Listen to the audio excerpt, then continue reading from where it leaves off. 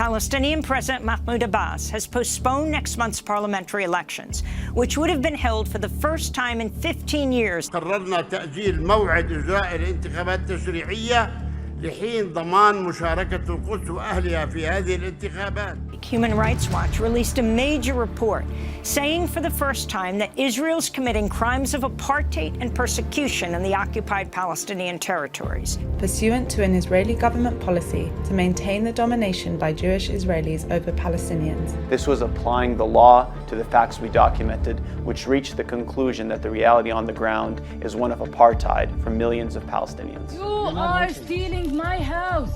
And if I don't steal it, someone else is going to steal it. Unrest sparked by the potential eviction of Palestinians from their homes by Israeli authorities. Then in April came weeks of protest and confrontation. And these protesters see that as part of a broader effort to drive them from East Jerusalem. Israeli police and army have so far been heavy-handed with both journalists and those voicing their solidarity.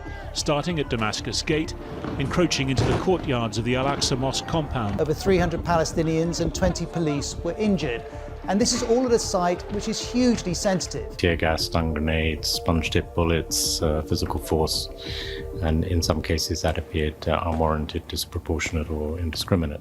The tremors were felt in Gaza. Hamas explicitly cited the events in Sheikh Jarrah and Al-Aqsa as justification for its launch of rockets towards Jerusalem in May. All throughout the day and into the night, explosions reverberated through Gaza City as Israel intensified its onslaught. And we will further intensify the power of our attacks. Hamas will be getting blows it will not expect. If they want to escalate, the resistance is ready. If they want to stop, the resistance is ready. Gaza is not Israel's only front. In the West Bank, tensions hit new highs. Palestinians died in numbers on the streets of the territory. Today is Nakba Day, is the day that Palestinians mention and commemorate their catastrophe in the founding of the State of Israel. In November, Sheikh Jarrah's Palestinian families and the Settler Corporation rejected a compromise deal from the Supreme Court. أن تنتهي نكبتنا لنعيش مع آبائنا وأبنائنا وبناتنا من دون شبح التهجير.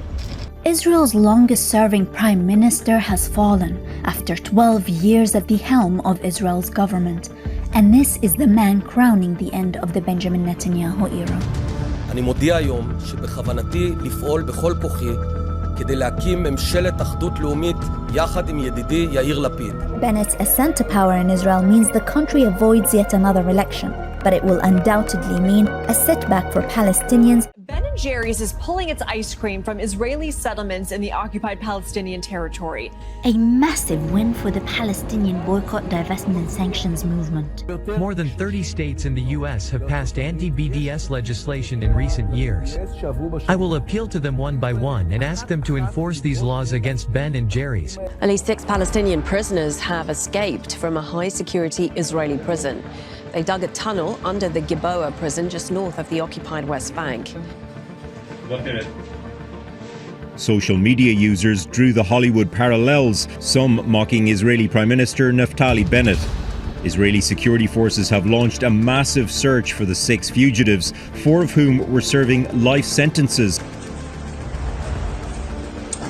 Palestinian rights activists have called on the international community to pressure Israel to withdraw a controversial decision designating 6 human rights groups as terrorist organizations. It gives Israeli forces powers to raid offices, arrest activists, and freeze bank accounts. This campaign and pressure should continue in order to cause for the Israelis to cancel their decision. Miss Universe is... The South African government has withdrawn its support for Miss South Africa. The move is aimed at showing support for Palestinian people. Right now, it is quite widely documented. It is well known that Israel is an apartheid state, essentially. In the Miss Universe contest held this past Sunday at Israel's Red Sea resort of Eilat, Miss Bahrain, the first ever contestant from a Gulf nation, took part. And we also saw there the first representative from Morocco in the competition. There's growing fury in Palestine after Britain's Home Secretary says she's banning Hamas. Until now, the UK had only blacklisted Hamas's military wing.